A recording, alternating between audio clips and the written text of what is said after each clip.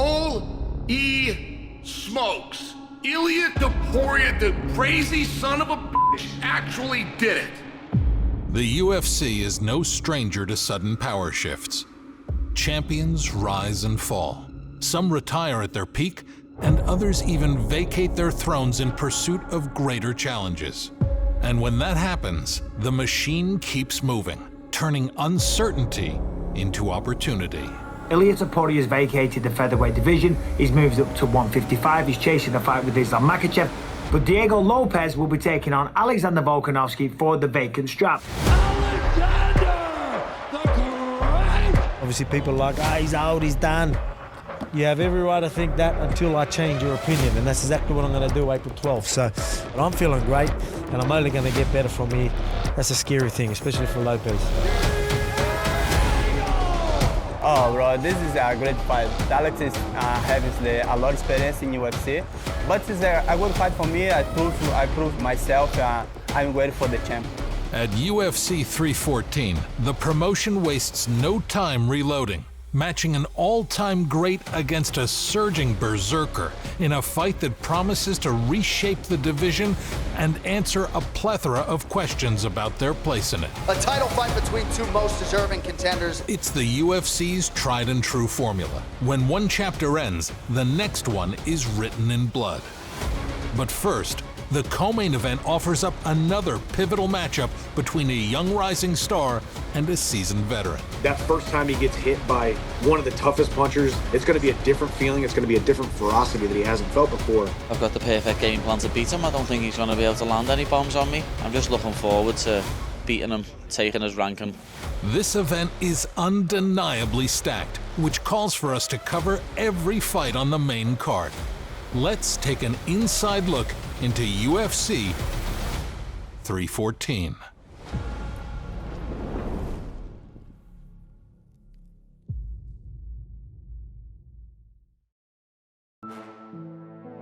One of the more interesting matchups on the card features Yair Rodriguez versus UFC newcomer Patricio Pitbull Freire, a showdown between a long, dynamic striker and a lethal powerhouse considered to be the Bellator GOAT.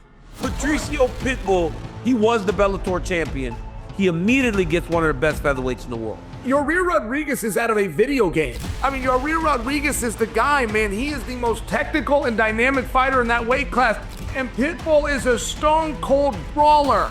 These are two strikers, but two totally different strikers. You got one that's dynamic. He's gonna run up fences and jump off backwards and hit you, versus, man, one's gonna come out there like Mike Tyson.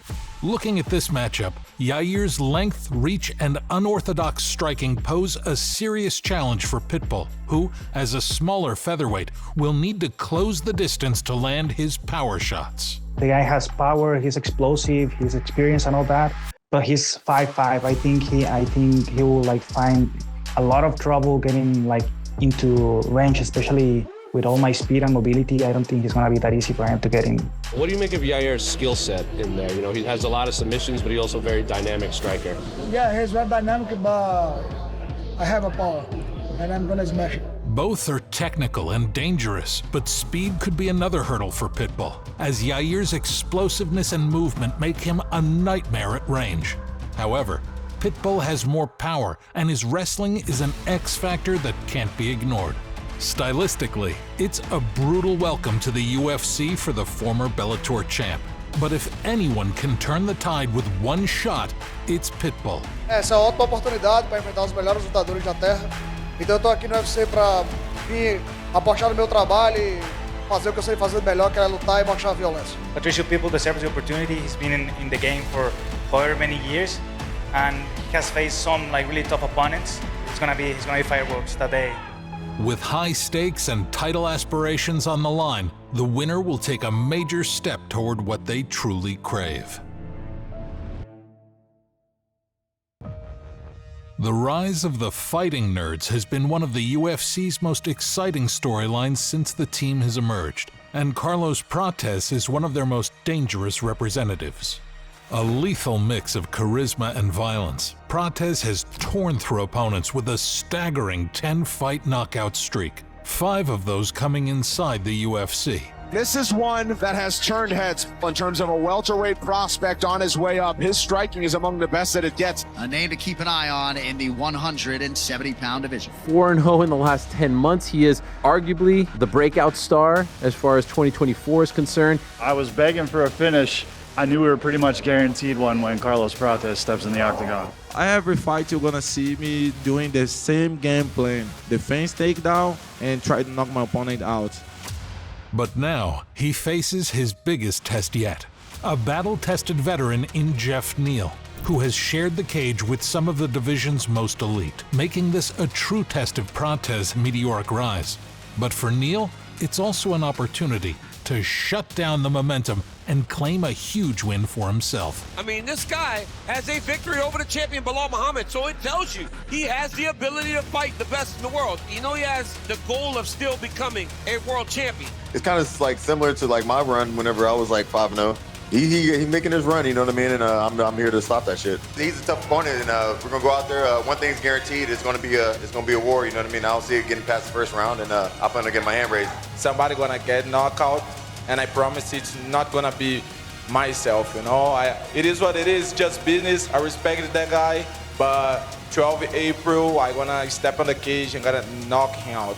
It's elite matchmaking at its finest. Pure, high-stakes action where power meets speed and youth clashes with experience. This fight could easily steal the show. This is an unbelievably well-matched-up fight. Fuck Bryce Mitchell! Fuck Bryce Mitchell! Fuck Bryce Mitchell! Hey! Fuck Bryce Mitchell! You could see Bryce Mitchell sitting there, absolutely seething. If there was no one there, and he could get away with it, and he had a gun, he would have blown his. What will make you satisfied come April UFC 314 in Miami? Fazer ele enxergar a terra redonda. I'm gonna make Bryce Mitchell see the earth is round.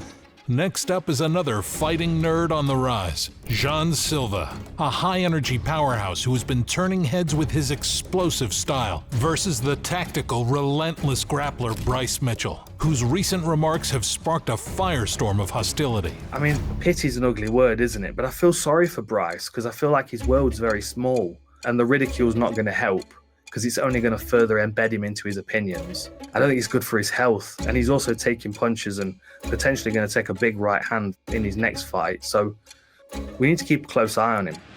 Both fighters wanted this matchup, and the UFC wasted no time making it happen. Jean Silva, what a personality, what a character, what a fighting style. 4-0 in the past 13 months, all of his wins via stoppage, calls out Bryce Mitchell, which is the fight to call out, because all the heat. They're going back and forth. Bryce responds on Twitter, says, "You're not the Lord, there's only one Lord, your nickname ain't shit." Mitchell is by far the best grappler Silva has ever faced, with effective wrestling and slick Brazilian jiu-jitsu that can overwhelm anyone. That's what Bryce does. That's his best skill. Take the fight to the ground, submit you. He took down Ilia Topuria, had good top control. Bryce's wrestling can be effective, but John could survive on the ground with Bryce, but Bryce could not survive in the stand-up with John. The striking gap is glaring. Silva's power and precision on the feet make him a constant knockout threat. And if Mitchell can't find success on the ground, it might just be a matter of time before he gets put to sleep. You barking up the wrong tree, motherfucker. I can do all things with Christ who strengtheneth me. I don't believe in myself. I believe in the power of Christ that lives within my heart. You have Lord on your chest. I have the Lord within my heart. We'll see who wins. How much of a step up in competition is too much for a rising prospect? Well, the thing is, Paddy Pimblett is 30 years old, and while he has definitely shown signs of improvement, he's still very clearly a work in progress. And the UFC are making the right moves by feeding him a string of aging veterans. For Paddy, it's not too much. The UFC's learned from the Darren Till days. They've learned. Paddy went from Bobby King to this. Like the progression has been phenomenal for him. But even if Paddy is rounding out his game, does he have enough in his arsenal to beat a guy as seasoned as the former 3-time Bellator lightweight champion, Michael Chandler? Or, perhaps a better question, does a nearly 39-year-old Chandler have enough left to expose him? Love the matchup, actually. I respect Paddy. ultimately Paddy's a skilled fighter. I think he's still got a bright future, but I think he's going to run into a buzzsaw named Michael Chandler on April 12th. Because in his prime, it wouldn't be outrageous to pick Chandler to win this one by way of violent knockout. He holds the clear advantage in power, athleticism, explosiveness, speed, striking mechanics. Pretty much everything he needs to put Paddy's lights out. But this fight isn't taking place 5 or 6 years ago. It's not even the same Chandler who KO'd Tony Ferguson back in 2022. Father Time is truly undefeated, and if Chandler's time is nearly up, this could well be a stroke of genius from the UFC matchmakers. Because a guy like Chandler, who certainly doesn't have the physique of a 38-year-old, is going to walk into that octagon looking like Pimblett's worst nightmare. He's going to try and come out and knock me head off. I do think he is one of the most entertaining fighters in the UFC. He comes out and he tries to absolutely take your head off, swinging overhands, left hooks. And that's all anyone's ever tried to do against me and knock me out, and no one's ever knocked me out. And Michael Chandler's not going to be the first person to. I am fighting first ballot Hall of Famers, some of the best to ever do it in the UFC. So now we get an opportunity to go fight a guy who's not those guys. So let's go see how I stack up. Let's go see what I put together. I don't think he's there in a lot of ways. He's got some momentum right now, and the Paddy train stops in Miami.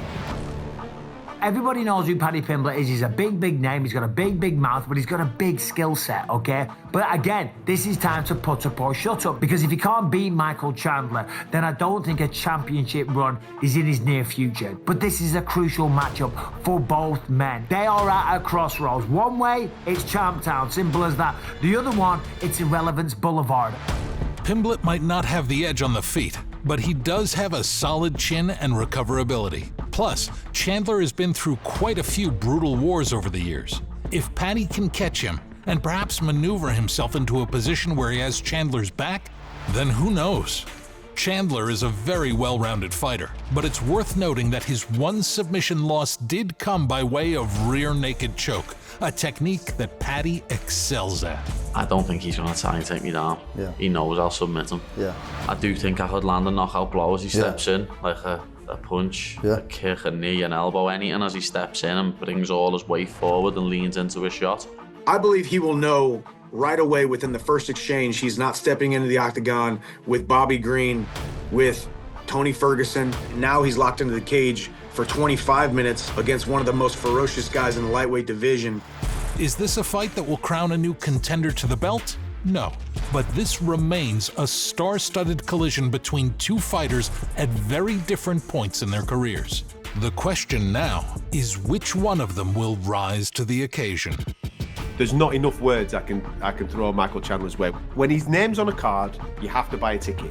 Now you've got a guy in Paddy Pimblett who there's been plenty of doubt. Is he all that? He fights for his chin in the sky. He's going to get knocked out at some point. Well, nobody's done it so far. And every single time he stepped through the door and shut the cage door behind him, he's leveled up and he's looked better. He's going to have to be even better again because he's fighting a heavy-handed wrestler. Now's the time of reckoning. Let's see what's what. 5 rounds. Could not be better. This main event at UFC 314 is a fight that kinda came out of nowhere after the surprising departure of the featherweight champion, Ilia Topuria. He is everything he said he was. He said what he's gonna do, and he went out there and he did it. I'm very surprised that he's vacating right now. He had the option to hold on to the belt, but he's saying chill, and he's going up because he feels like he's done everything at 145. One title defense doesn't feel like everything, but it's a weighted conversation because you just beat the 2 greatest featherweights of all time outside of Jose Aldo. Sure, you're not gonna top finishing 2 of the all-time greatest 145-pounders back-to-back, but seeing Ilia depart as suddenly as he did was still a shock. And now, the weight class is in a very interesting spot, with a fight on its hands that will let us know exactly where its future lies. In the hands of an established great of the division, or with one of the most interesting new contenders it has birthed in years. It always feels a little shallow when a champion leaves a title behind without actually losing it in the cage. But this still feels like the right kind of matchup. A little bit surprised, but I think this time is my time, you know? UFC 314, you're gonna see the Volk that you guys are used to, trust me. He's coming back and he's getting that belt back. He's bringing it back. You're going to see that same active champion. You always remember, you need to keep that champion mentality rolling. On one hand, you have the young, talented, and gritty Diego Lopes, a fighter who immediately impressed with a pretty strong performance against top contender Movsar Evloev in his UFC debut. I thought he won. It was very close, and Movsar is undefeated and one of the best guys in the division. Before that fight, I was telling everybody, I was like, I think this guy's the guy. I think he's the next guy to emerge. Since then, he's evolved with each fight, quickly going from just a dangerous prospect to a legitimate title threat and bona fide star ready for the bright lights of the UFC. Diego's scary. It's not just that he's good, he's fucking scary. He's intense. And from everywhere, like submissions, knockouts. Take his most recent fight, a blowout of the two-time title challenger Brian Ortega. One that put T-City's limitations under a microscope as Lopes tested that formidable chin over and over with some vicious boxing. The question coming into this fight is whether he can land on a guy like Volk, because let's be real, the former champ is hittable, and he is also very hurtable. Listen, skill for skill, there's no question in my mind Volkanovski has been better and is better, but he's had his chin tapped badly in the last two fights. He's been dropped in multiple fights before that. Volkanovski gets dropped, but it's his endurance and overall toughness that allows him to work through it and rebound. Or at least that was the case up until recently. Through some poor decision-making and understandable opportunism, Volk aimed for the stars with an ill-advised short-notice rematch that ended in disaster. Then, in an attempt to bounce back, he quickly dropped back down to featherweight to defend his title, but once again, the decision proved to be a mistake. From being on the precipice of the GOAT conversation to finding himself aging out of his prime and falling out of the pound-for-pound discussion. But now, he has an opportunity to take some of that momentum back after a much-needed year off to recenter himself. Yeah, I'm coming off 2 losses, but it's the longest break I've ever had. There was questions, am I going to be able to flip the switch? Am I going to be the same guy once I flip that switch? And Yuz will be reminded. And then Yuz will see, he's like, oh yeah, that's why he's not down on himself and all that. Because he knew he was going to be champ. Part of my comeback story is still that I can take out this new squad. I still got these guys, trust me. Lopes, young, hungry, he's on a tear at the moment. Go out and do that and be like, oh wow, Volk still got it. I get why he's in this fight. He's the star power in this matchup that allows this division, losing Topuria, to keep going. And if Diego Lopes is the real deal, then nobody better to stamp that approval on him critically than have him go through Volkanovski, one of the greatest fighters in the history of the sport. Pues para mí es algo increíble de estar fora dentro do UFC, menos 2 anos estar peleando por el título, es algo increíble para mí. He trabajado muito para esse momento e nada, só llegar e hacer mi trabajo y demostrar que siempre he estado listo. I'm sure he's expecting to go out there and win the belt, but you ain't having it. You may be seeing the best Volk you ever seen. Volk is the more technical fighter. His leg kicks will be effective and his cardio is superior. If this fight reaches the championship rounds, it's hard not to favor him. If Volk can get it into the third, I could see him starting to possibly start to take over. But I think in the first 2 rounds can be all Diego Lopes. But against Lopes, that technical edge and experience might not be enough. Because as we saw with Lopez's fight against T-City, he has the speed, power, and accuracy to cause real damage to even the most formidable of chins. Can Volk avoid getting hurt and finished over 5 rounds after getting cracked twice in a row? And if he can, does he have enough firepower at featherweight to finish a guy as sturdy as Lopes? What Volkanovski's going to show up? Is he going to go, I need to protect my chin, let me play it conservatively here? But then you have Diego Lopes, who's going to be a fireball. He's going to go out there and he's going to try to find that chin of Volkanovski early. But Volkanovski can handle Lopes on the ground. Had this bout happened 2 or 3 years ago, we'd be looking at it very differently. But as things stand, like the co-main event, this matchup will likely become a question of where the young fighter stands in relation to what's left of the older one. And with a great fighter, a living legend like Volk, you'd be a fool to count him out. But that doesn't mean that his fans aren't very nervous. It's one hell of a main event, and only becomes more intriguing as you stop and really think about all of its potential outcomes. Man, this is about as good as it gets for a title fight.